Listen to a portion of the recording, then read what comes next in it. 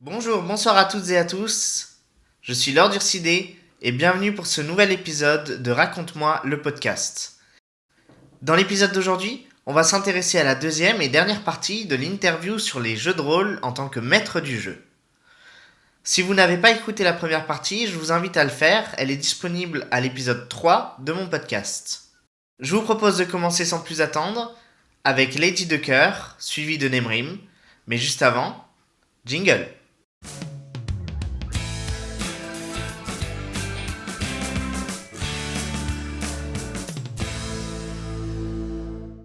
Alors, Lady de Cœur, on te retrouve à nouveau pour savoir cette fois-ci, toujours dans la campagne Kekozi du coup, quelle aura été la session qui t'aura le plus marqué et pourquoi? Alors c'est une question difficile parce que tu as des sessions qui marquent le maître de jeu, Ouais. parce qu'il avait prévu beaucoup d'événements ou des événements intenses. Mhm. Et parfois tu as des sessions qui marquent plus les joueurs parce que eux ils auront eu des interactions qu'ils souhaitaient avoir ou Oui. qu'ils ne s'attendaient pas à avoir, ou même parfois ils auront des révélations incroyables. Là où D'accord. le maître de jeu n'a pas vraiment de révélation Oui. puisque c'est lui qui orchestre tout ce qui se passe. Eh oui. Donc pour la meilleure session, j'hésiterai entre deux sessions, entre la deuxième et la dernière. D'accord. Pendant la deuxième ou troisième session, je crois, il y a eu une session de première course-poursuite entre mes deux premiers joueurs intégrés, ainsi que l'organisation criminelle. Ça a été la première fois qu'ils ont été confrontés physiquement et qu'ils ont été attaqués personnellement pour leur soutien au projet de la Tour Eiffel. Et donc ça a été assez palpitant de voir mes joueurs utiliser justement leur créature hybride. Eh oui. Par exemple, j'avais un joueur qui était un aile, donc qui a essayé de suivre son assaillant par le ciel. Oui. J'avais un autre joueur qui incarnait une journaliste qui était une tigresse ailée, ce D'accord. qui fait qu'elle avait une apparence féline avec des ailes. D'accord. Et tous les deux ont su tirer parti vraiment de leur créature pour se défendre, pour obliger l'assaillant à leur révéler des informations. Et c'était vraiment une scène épique. Je ne m'attendais pas à ce qu'elle soit aussi incroyable. J'avais juste posé qu'ils étaient attaqués par un membre de cette organisation criminelle, mais je ne m'attendais pas à ce que les rebondissements soient aussi fous. Ah bah c'est là que c'est la beauté aussi du jeu de rôle, c'est ça, c'est que tu viens poser un élément et puis en fonction de comment tes joueurs le prennent et décident de s'en servir ou de s'y impliquer, ça fait vraiment sortir ta phrase que tu as écrite sur ton ordinateur ou sur ton bout de papier, ça la rend vraiment réelle et ça lui donne une dimension beaucoup plus intense et ça doit être vraiment un vrai kiff quoi. Ah oui, c'était impressionnant à voir et moi-même je ne m'attendais pas, tu vois, c'est là que j'ai été surprise. Je ne m'attendais pas à ce retour de mes joueurs qui se disent bah on fonce dans le tas, on attaque, on poursuit, malgré les risques encourus. Et oui, j'imagine. Et alors du coup, tu nous as parlé de la deuxième session, mais tu as évoqué la dernière session. Qu'est-ce qui s'est passé dans cette dernière session? Bien écoute, pour te poser le cadre, la confrontation finale a eu lieu à l'Opéra Garnier, Ah oui, automne 1886. Tous mes joueurs étaient présents, encerclés pendant un opéra. Il s'en est suivi une course-poursuite dans l'opéra, avec un enfant kidnappé à sauver. ah oui, vraiment la totale quoi. La totale, j'ai un joueur qui s'est carrément jeté d'un des balcons de l'opéra puisqu'il savait voler, Ah oui. pour emmener avec lui l'enfant et le sauver. J'avoue là, rien que tu nous en dis un peu comme ça, on s'imagine un peu, bon c'est sorti du contexte et tout ça, mais dans le contexte ça devait être vraiment beaucoup plus intense et prenant et Bien il y a sûr. beaucoup d'enjeux derrière, donc ça devait être quelque chose d'intéressant quand même. Oui, et puis aussi cet aspect sur cette session que tous les joueurs ont utilisé au maximum toutes leurs ressources, que ce soit de leur créature hybride, leurs ressources financières, leurs ressources relationnelles, pour résoudre cette affaire et démanteler le réseau. Et ça, j'ai trouvé ça incroyable. Ah yes, ah c'est trop cool. Bah ça fait trop plaisir en tout cas d'entendre ça et ça donne trop envie de se transformer en petite souris hybride et puis d'assister à toutes ces sessions. Ah, mais c'est aussi grâce aux joueurs, hein. Clairement, ils se sont tellement impliqués que ça a pu être crédible. Parce que si les joueurs s'impliquent pas et que c'est pas crédible, finalement, on perd le plaisir. Et oui, j'imagine. Alors Nemrim, on te retrouve toujours pareil pour la même question. De ton côté alors, quelle aura été pour toi la session la plus marquante de ta campagne Falonde? Je crois que c'est une des questions les plus dures. Parce qu'en fait, dans Falonde, en fait, je travaille la campagne comme si, en fait, t'as la campagne et t'as le one-shot en comparaison. Oui. One-shot, tu fais juste une aventure d'une soirée et c'est Mhm. fini. Il n'y a pas de suite. Oui, Falonde, c'est comme un enchaînement, en fait, de one-shot. d'accord. parce que je travaille avec un groupe par-ci, un groupe après. Oui, d'accord. Donc j'aime bien avoir une finalité un peu à la fin de ma soirée. Oui. Donc c'est comme si tu me proposais de dire quel one-shot tu préfères. Ah oui, je comprends. J'en ai certains où c'est assez mémorable. D'accord. Donc j'ai eu vraiment des réactions de personnages, de joueurs. Voilà, il y a eu des renversements de situations. D'accord. J'ai eu la vente aux enchères. Session de vente aux enchères, forcément. Rien que tu te dis, en jeu de rôle, c'est intéressant à jouer. Oui. Surtout si t'as de l'argent, si ton personnage il a de l'argent à vendre, tu dis, oh, il y a tel Bien objet sûr. qui me plaît, avec toutes les intrigues qui va autour. Kidnapping d'une héritière. Ah oui. Ouais, là c'est... La même session? Non. Non, une autre Ça, c'est une autre session. session Ok. qui m'a marqué. Il y en a peut-être 2-3 qui m'ont marqué. Ouais. Vraiment marqué. J'aurais du mal à choisir entre les trois en D'accord. réalité. Donc il y a une mission de kidnapping. Ok. Donc là, ils ont joué des petits pourris. Donc c'était assez drôle aussi. Ok.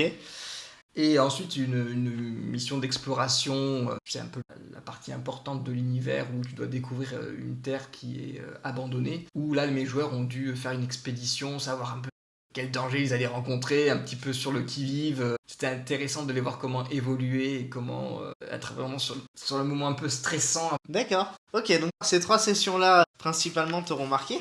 Alors si on revient un peu rapidement, brièvement sur chacune d'entre elles, la vente aux enchères, alors elle s'est passée comme prévu ou il y a eu des imprévus complètement indépendants de ta volonté, on va dire C'est ça, en fait, c'est ça qui fait la beauté. C'est là où tu te rappelles, en fait, certaines parties qui te marquent. Ouais. C'est parce qu'il y a des choses qui t'échappent complètement, en tant que maître de jeu. Et Ouais. c'est les joueurs qui prennent des décisions qui te surprennent. Oui, il y a eu de la vente aux enchères, oui, il y a eu des choses qui se sont produites, ouais, c'est sûr. D'accord. Il y a eu des conflits entre joueurs, même. Ah oui, d'accord. Donc, Intéressant. ouais. C'était intéressant. Ah oui, j'imagine. Et quelque chose me dit que t'es pas le seul à t'en rappeler de cette campagne, enfin de cette session-là.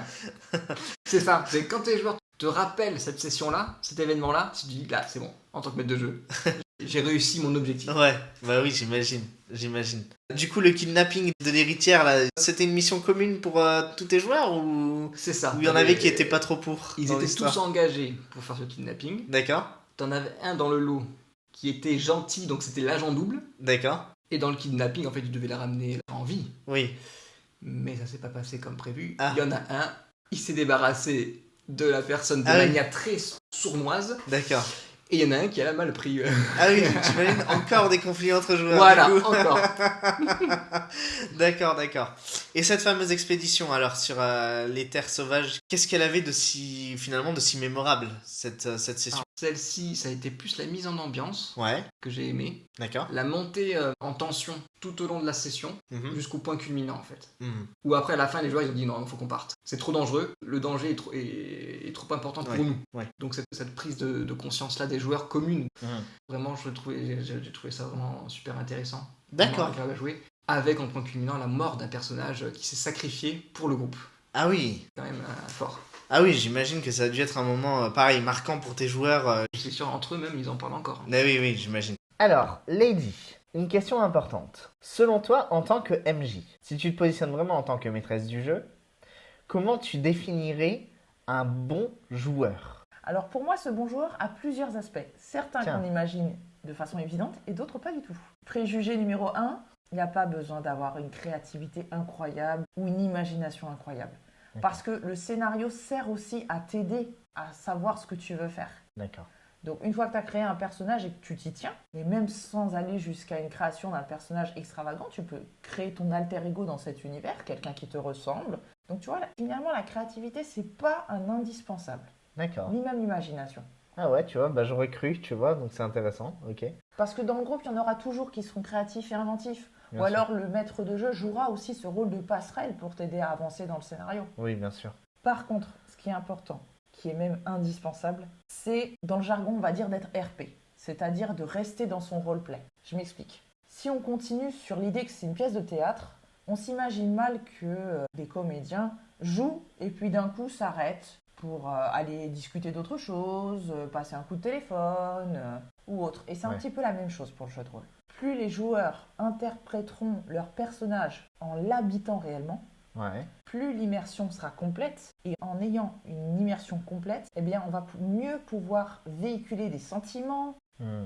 Donc c'est pour ça, c'est pas une activité que l'on peut pratiquer en même temps qu'autre chose. Ouais. Non, vraiment, on se pose et on prend le temps d'échanger. Alors c'est pas interdit de se glisser des petites blagues, hein, mais il ne faut pas que ces blagues interfèrent avec l'immersion qui est faite du jeu de rôle. D'accord, c'est intéressant ce que tu dis parce que du coup tu soulèves un aspect qui peut être intéressant, c'est que finalement le fait de bien jouer son personnage selon toi, ça peut avoir une incidence sur l'expérience que les autres joueurs autour de la table pourront aussi avoir lors de ce même jeu de rôle, c'est ça? Bien sûr, il y a un rôle qui est mal interprété, induit entre guillemets les autres en erreur. D'où l'importance, si je comprends bien toujours selon toi, d'interpréter un personnage qui soit bien écrit. C'est-à-dire que si on sent qu'on ne va pas forcément réussir à interpréter un personnage qui a tel ou tel caractère sur une longue durée, bah peut-être s'abstenir et faire un personnage où on sait que il sera à notre hauteur, qu'on pourra vraiment se mettre dans sa peau sur une longue période et prendre des décisions qui soient cohérentes avec le personnage qu'on a établi, même s'il est moins ambitieux ou moins peut-être impressionnant que ce qu'on avait en tête, mais dans l'idée de pouvoir continuer à rester dans ce roleplay pour pouvoir du coup donner un roleplay de meilleure qualité aux autres joueurs et au maître du jeu, c'est ça? Ah bien sûr, et un personnage simple mais très bien interprété sera un ressort scénaristique et un compagnon de jeu plus intéressant que quelqu'un qui a créé un personnage incroyable avec une histoire incroyable mais qui n'arrive pas à tenir le rôle de façon cohérente et crédible tout au long de la campagne. D'accord, ok, ouais, c'est intéressant, c'est bon à savoir. Et puis un autre aspect, les joueurs sérieux, qui n'annulent pas à la dernière minute, ou qui préviennent, Hmm. qui respectent leurs engagements. Ça aide aussi à inscrire une continuité. C'est pour ça qu'on a besoin de personnes et de joueurs réactifs hors du jeu de rôle pour quand même mettre un minimum de régularité et une bonne communication pour pas pénaliser le groupe et qu'il y en ait un qui ne réponde jamais et sans qui on ne peut pas jouer, Bien sûr. qui pénalise les autres qui sont disponibles ou qui se rendent disponibles pour avancer l'histoire. D'accord. Ok, donc ouais, la régularité et le sérieux. C'est ça. Ok, intéressant. Maintenant, on va demander à Nemrim comment lui, il définirait un bon joueur, selon lui, toujours. Alors Nemrim, à ton tour, dis-nous tout. Selon toi, comment tu définirais un bon joueur en tant que MJ du coup? Il doit se taire. Non, je plaisante. Non, je plaisante. Mais enfin, il y a une petite vérité là-dedans. Dans D'accord. le sens où, déjà, un bon joueur, je considère qu'il doit quand même au moins respecter le temps de parole de chacun. Oui. Et voire même réussir à, quand il se rend compte peut-être qu'il parle trop et qu'il y en a certains qui sont un peu frileux, de manière très naturelle, passer la balle, réussir à transmettre la balle à l'autre.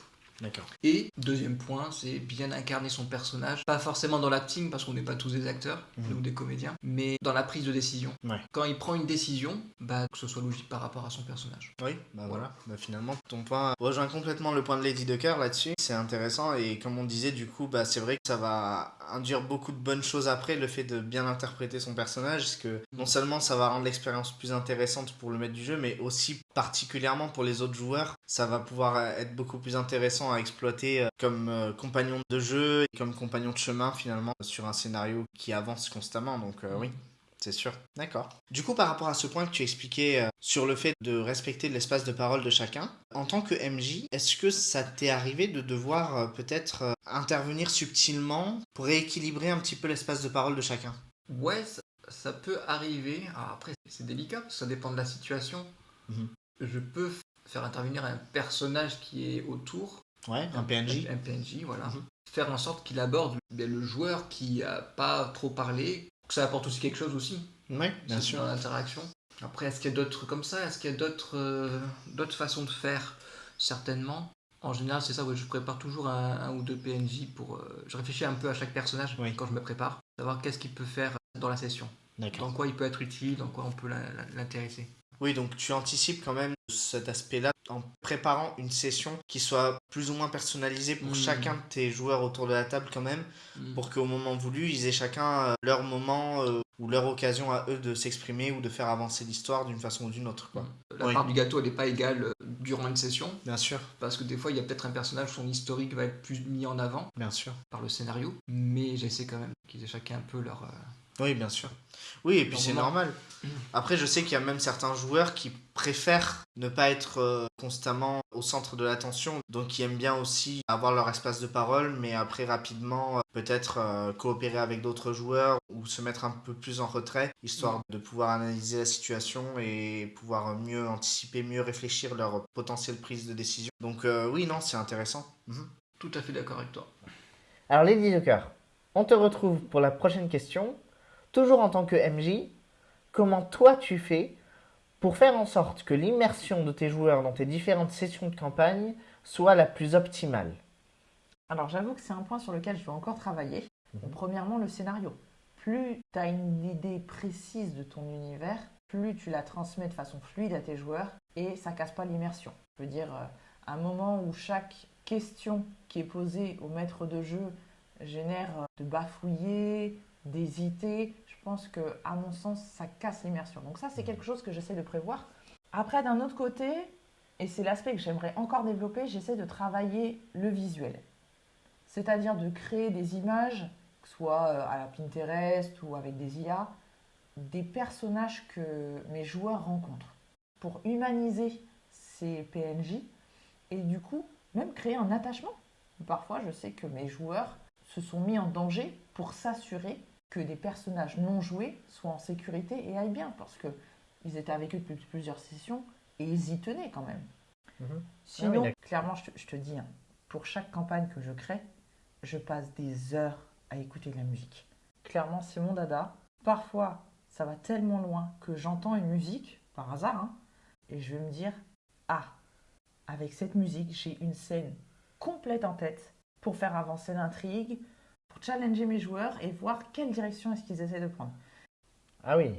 Des fois, je passe des heures à écouter des playlists pour me dire, eh bien, pour telle ambiance, je prends telle musique, pour telle scène, je prends telle musique, pour tel personnage, je vais lui faire cette musique thème. Pour moi, l'illustration sonore est très importante. Oui. Donc autant te dire que pour moi, dans un jeu de rôle, je ne me vois pas laisser du silence. Je préfère laisser une playlist de fond que j'ai préparée à l'avance, bien Oui. sûr, qui est thématique, que de laisser du silence. D'accord. Et après, pour moi, j'avoue, c'est un grand plaisir de voir mes joueurs avancer dans le scénario et d'arrêter la musique de fond pour leur mettre une musique spécifique Hmm. pour qu'ils vivent la scène d'une façon plus intense. Alors par exemple, lors de ma dernière session de Kiekozi, Mhm. mes joueurs donc avaient rendez-vous avec cette organisation criminelle à l'Opéra Garnier, à D'accord. Paris. Ouais, ça c'est ce que tu nous disais déjà. Ouais. Exactement. Et pour rendre plus forte l'immersion, je suis allée jusqu'à chercher un opéra qui était sorti à peu près à cette époque Ok. et je l'ai passé pendant le jeu parce que la scène se passait pendant que l'opéra était joué sur scène, le ballet, l'orchestre et tout ça. Donc Oui. vraiment, ça leur a donné l'ambiance. Et oui, oui, Même carrément. si oui. ça n'avait pas forcément grand-chose à voir, c'était un ballet romantique, Bien sûr. mais ça leur a donné l'ambiance, qu'ils sont à l'Opéra Garnier, qu'il y a des bonnes manières, Et- qu'il faut être discret, qu'il faut se tenir, mais quand même qu'il faut agir. Et donc vraiment, c'est quelque chose dont je suis fière parce que ça les a plongés à l'opéra. Qu'ils y soient déjà allés ou pas, qu'ils aiment ça ou pas, c'est pas grave. Bien À sûr. cet instant précis, autour de la table, on était tous à l'Opéra Garnier, en train d'assister à leur représentation, mais surtout en train de se demander comment faire tomber cette organisation criminelle. Ah ouais, ok. Ouais, sympa. Ok, donc la musique c'est ton truc et t'aimes bien t'en servir pour intensifier l'immersion de tes joueurs. Donc c'est cool. C'est bon à savoir, ok. Merci. Maintenant, on va demander à Nemrim comment lui il se positionne.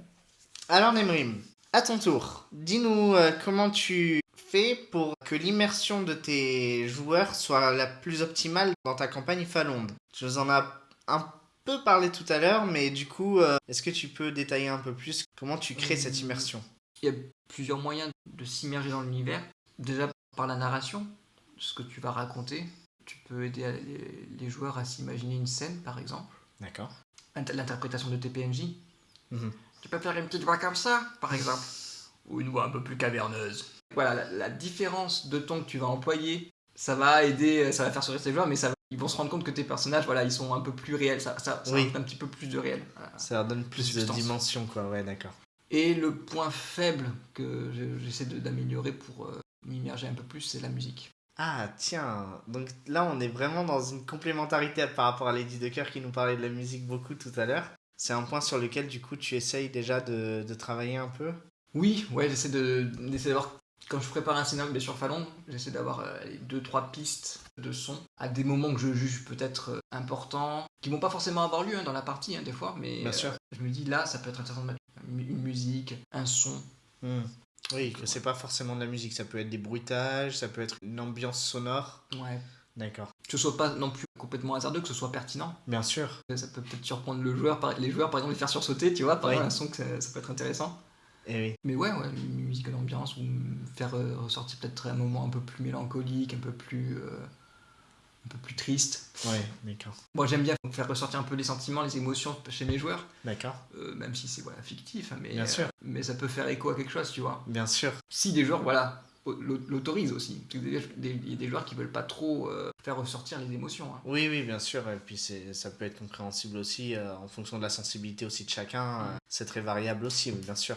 D'accord. Et du coup, est-ce que ça t'est déjà arrivé de mettre une ambiance ou de mettre un son ou une piste sonore qui finalement tu t'es rendu compte que là t'as fait mouche. Vraiment, tes joueurs sont tout de suite rentrés dans ta scène grâce à peut-être en partie à cette ambiance sonore que t'as pu instaurer. Oui, c'est arrivé. D'accord. Et c'est pour ça que j'essaie de m'améliorer dans ce domaine. Parce que je sais que ça marche. D'accord. Que je peux trouver un peu une piste son qui va vraiment fonctionner en partie. Ça m'est arrivé, ouais, que des sessions où on pouvait rajouter un petit peu de stress, une petite musique un peu entraînante, un peu lancinante, qui fait un peu stresser tes joueurs, c'est sympa. Moi j'ai bien aimé, ou côté un peu triste aussi, un peu plus mélancolique, quand une scène s'y prête. D'accord. Ça a déjà bien fonctionné. Ok. Mais bon, c'est arrivé aussi, je me suis rendu compte, ça n'a pas été très pertinent. Oui, d'accord. Oui, d'accord. Toujours des progrès à faire là-dedans. Intéressant, voilà. On a vos 2 lignes de progression et vos 2 points forts, donc c'est nickel. On peut passer à la question suivante. On t'écoute, Lady. Alors, Lady Docker, on revient vers toi pour une question toujours en tant que MJ. Qu'est-ce qui te fait passer d'une session de jeu de rôle habituelle, standard, classique, au niveau supérieur? Vraiment, ça, c'était la session Net Plus Ultra. Alors, ça se passe pas tant au niveau du scénario, parce qu'un scénario peut être interprété de plusieurs façons par les joueurs. D'accord. Mais les fois où les joueurs sont vraiment investis, impliqués, qu'ils trouvent des idées vraiment surprenantes pour contourner le scénario, ou alors pour contourner leurs obstacles, leurs difficultés, ou ruser, vraiment, ça passe la session à un niveau incroyable, et puis aussi leur audace. Plus ils sont audacieux, plus ils vont tenter les choses, plus de mon côté, en tant que maîtresse de jeu, je vais récompenser leurs initiatives, et ça nous met dans un cercle vertueux, où au final, on a des choses incroyables qui se passent, que même moi, je n'aurais pas pu envisager. Ok, intéressant. Donc comme quoi, les joueurs ont besoin du maître du jeu pour passer une bonne session, mais le maître du jeu a aussi besoin de ses joueurs pour passer une très bonne session. Ah oui, c'est indissociable, il n'y a pas de rôle supérieur à l'autre. C'est incroyable. À ton tour, Nemrim. Dis-nous vraiment, pour toi, qu'est-ce qui fait du coup passer une session de jeu ordinaire en tant que MJ au niveau supérieur, vraiment, la session Net Plus Ultra? Il y a forcément une part de responsabilité sur le maître de jeu, mais je vais un peu aussi décharger un peu cette idée-là. Moi, le niveau supérieur, c'est vraiment l'implication, je dirais. Ouais. De manière générale, l'implication des joueurs. Plus les joueurs vont être impliqués dans leur personnage, dans la proposition qui est faite du scénario, plus ça va être génial en fait. Ouais. Plus tu vas prendre du plaisir, plus les autres vont prendre du plaisir aussi, ça va être effet boule de neige. Eh oui. Aussi trouver les bonnes synergies entre joueurs. D'accord. T'as des joueurs, des fois ça va pas matcher forcément, Ah oui. moins, on va dire. D'accord. Où tu te dis, quand ils sont ensemble, les deux joueurs, ça marche pas autant. Le scénario, autant. il marche pas autant en fait. Ok. Donc tu trouves une bonne combinaison de groupes. C'est là où tu te dis, là, le jeu de rôle peut passer à un niveau supérieur. D'accord. Ouais, c'est intéressant. Ouais. Il y a des points de ressemblance, pareil, avec ce que Lady Docker nous disait, donc c'est très intéressant. En tout cas, on peut dire qu'en tant que MJ, les expériences que vous avez sont très différentes, et à la fois, vous arrivez quand même assez souvent sur les mêmes conclusions, donc c'est intéressant d'échanger avec du coup plusieurs MJ là-dessus, et d'avoir les réponses complémentaires et en même temps ressemblantes. On te retrouve, Lady Docker, pour la question suivante. Cette fois-ci en tant que joueuse et non plus en tant que maîtresse du jeu. Quel aura été le jeu de rôle auquel tu auras participé qui t'aura le plus plu ou auquel tu auras le plus pris plaisir à participer et pourquoi? Alors, je te répondrai, il y a beaucoup de jeux de rôle qui me plaisent. Ok. Je suis sur plusieurs campagnes avec plusieurs maîtres de jeu, plusieurs D'accord. équipes de jeu, Ok. que ce soit en nombre de joueurs ou en joueurs même, qui sont différents. Mais je pense que la session qui me tarde le plus à chaque fois de retrouver, c'est une session de l'Odyssée de la Liberté. D'accord. C'est un ami qui donc a créé une campagne basée sur les pirates. Ok. Et c'est la première campagne que j'ai rejointe. Elle est toujours en cours. Et vraiment, cette session, je la trouve très excitante. Ah, chouette, c'est pourquoi? Bien parce que, bon, l'univers des pirates me plaît de base, Ok. mais on va dire que le personnage que j'incarne vraiment représente ma curiosité et mon envie de prise d'initiative dans le jeu de rôle. Et vraiment, ça, c'est très excitant, surtout que on est un gros groupe de joueurs sur cette campagne, D'accord. avec des caractères bien différents, des rôles bien différents, et crois-moi que ça fait des étincelles. Ah ben j'imagine. Ah, un univers pirate. On s'en frotte les mains, ça fait envie. Ah, clairement. Alors Nemrim, à ton tour. Dis-nous pour toi, quel aura été en tant que joueur le JDR qui t'aura le plus plu ou auquel vraiment t'auras pris le plus de plaisir à jouer. Tu veux vraiment que je fasse des préférences? Tu peux en donner plusieurs si tu Ah. veux. Ça dépend de pas mal de facteurs. De la proposition, oui.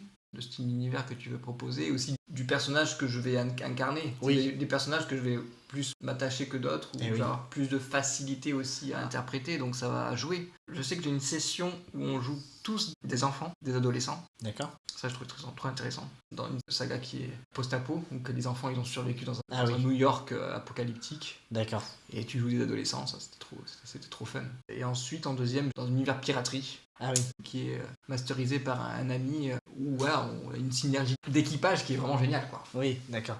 Alors attends, laisse-moi deviner. Est-ce que le nom de celui-ci, ça serait pas l'Odyssée de la Liberté par hasard? C'est ça, c'est celui-là, ouais. Ah, ce que je vois, ce JDR aura marqué beaucoup de monde et en même temps, bah, comme nous l'expliquait rapidement Lady Ducker tout à l'heure, il a l'air passionnant, donc c'est vrai que ça fait envie. Qui sait, peut-être qu'un jour on pourra en parler un peu plus sur ce podcast. En tout cas, pour l'instant, ça fait très plaisir d'entendre que autant de JDR vous font rêver, vous font voyager et vous font vraiment kiffer votre imagination comme ça. Bah, finalement, c'est le but du JDR. Et quand ça fonctionne bien et qu'on s'en rappelle pendant longtemps, c'est que le but est atteint. Donc, formidable. Et puis, bah, bravo au MJ de cet univers-là. Alors, Lady Ducker, pour toi, quel serait ton plus grand kiff ou ton plus grand rêve dans l'univers du jeu de rôle? Alors déjà, je voulais adapter la Kiekozi en jeu de rôle, et ça, c'est chose faite. D'accord. Mais j'ai pas envie de m'arrêter là, j'ai envie de remettre le couvert. Donc ça, clairement, j'ai envie de continuer à exploiter la Kiekozi, l'univers, sur plusieurs campagnes et de faire en sorte que ces campagnes soient entrelacées. C'est-à-dire que même si elles se passent à des époques différentes, je sais pas que un des personnages de la campagne qui était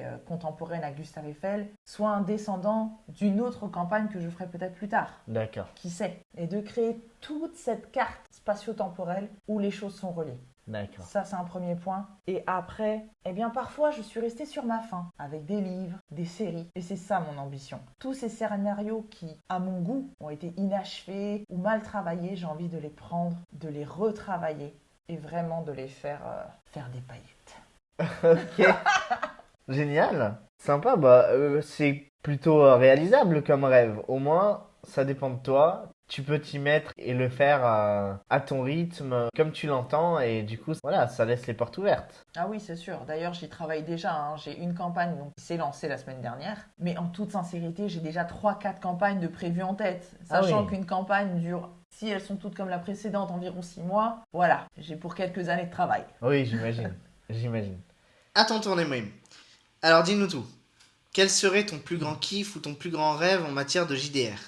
Ce que j'ai jamais fait, et je pense qu'il pourrait même m'aider à m'améliorer, ce serait de m'enregistrer. Rien que l'audio déjà, ça peut être déjà pas mal, mais aussi vidéo. Mais déjà audio c'est pas mal. Ouais. Tu vois, enregistrer une session pour voir comment je me débrouille, voir après les autres joueurs aussi comment ça se passe. Bien sûr. Mais déjà pour m'améliorer.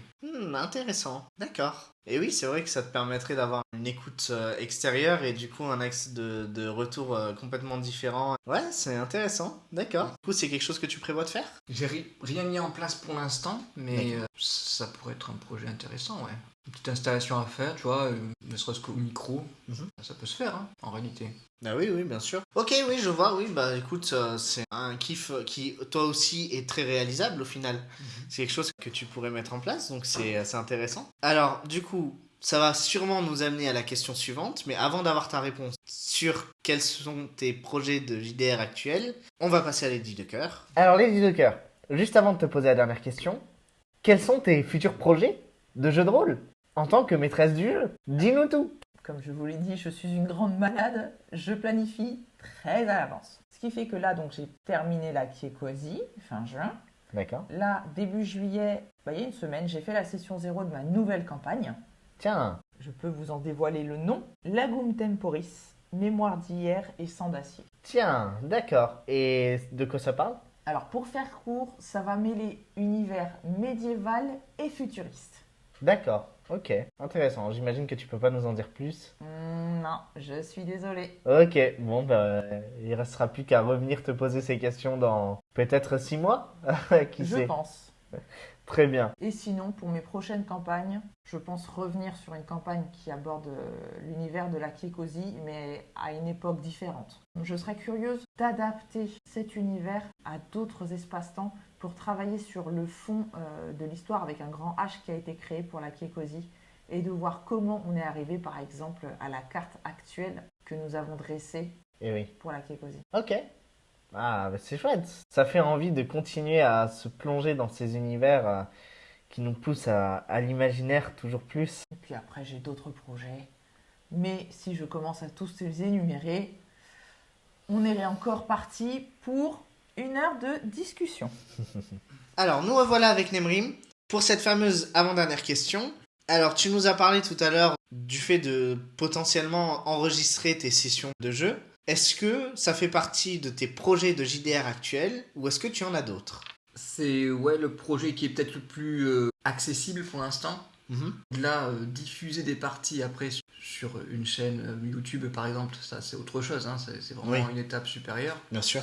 C'est intéressant, hein. Après à voir si j'en ai vraiment le temps, la motivation pour m'y atteler. Bien sûr. Après, j'ai toujours d'autres JDR, d'autres idées, tu vois, qui me viennent pour faire des sessions, faire vivre d'autres expériences à mes joueurs. D'accord, intéressant. Dans des univers pareils, médiévaux fantastiques? Médiévaux fantastique pour l'instant non, comme j'ai D'accord. déjà une grosse campagne vraiment sur cet univers-là. Ok. Du coup, ça serait plus tourné vers quel style d'univers, si tu peux nous en parler, bien sûr. Le style d'univers, ça serait plus du post-apo, vraiment quelque chose de très psychologique. Ah. Tu vois, faire vraiment travailler la psychologie des joueurs, des personnages, surtout selon les personnages qu'ils veulent incarner.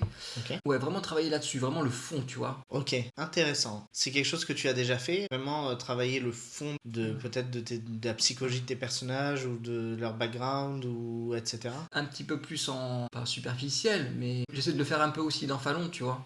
Selon le vécu qu'ont les personnages joueurs, le familial, etc.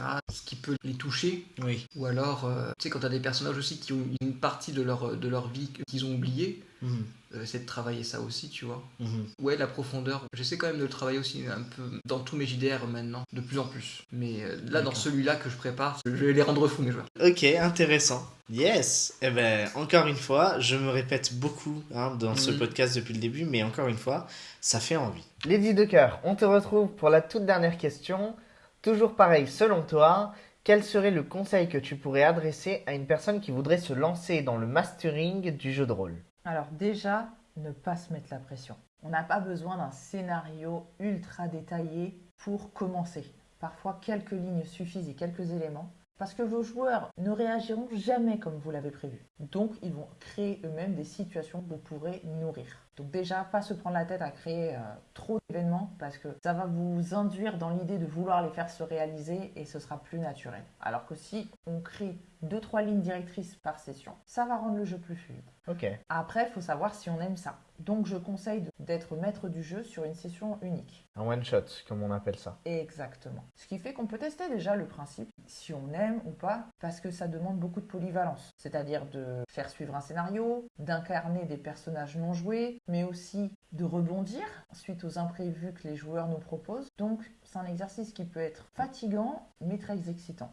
Donc je pense que tout le monde peut se tenter au mastering au moins une fois sur une session, une petite histoire. Ok. Et puis enfin, pas se mettre de limites, ni à soi, ni à ses joueurs. Ok. Pas se mettre de limites de scénario en mode faut à tout prix que je fasse ça, parce qu'il y a toujours un moyen détourné de faire avancer l'histoire vers où on le souhaitait.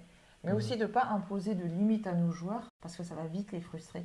Et ça va s'en ressentir dans l'immersion et dans l'ambiance de jeu. D'accord, ok. Tout ça sont des très bons conseils, je te remercie. On va écouter maintenant les conseils de Nemrim. Et alors enfin, on te retrouve pour cette toute dernière question, Nemrim. Quel conseil pourrais-tu donner selon toi pour quelqu'un qui voudrait se lancer dans le mastering de jeux de rôle? Il y a des situations qui vont être plus faciles si tu as un entourage qui a envie de faire du jeu de rôle. D'accord. Mais commencer déjà en tant que joueur. Si tu as quelqu'un dans ton entourage qui est meneur de jeu, ça te permet d'observer, tu vois, en tant que joueur, comment il s'y prend. D'accord. Et ensuite, demander conseil, en effet, à ses maîtres de jeu, à plusieurs, si c'est possible. Oui. Des joueurs plus expérimentés, Mhm. pour qu'ils te donnent des conseils. Comment eux, ils s'y prennent, Mhm. comment ils se préparent, par exemple. Mhm. Après, quand tu veux commencer ta partie, en tant que maître de jeu, avoir peut-être déjà une petite idée, tu vois, pas grand-chose des fois, hein, ça tient pas sur grand-chose, hein, sur deux lignes. Hein. Et ensuite, travailler autour, travailler cette idée et la peaufiner au fur et à mesure.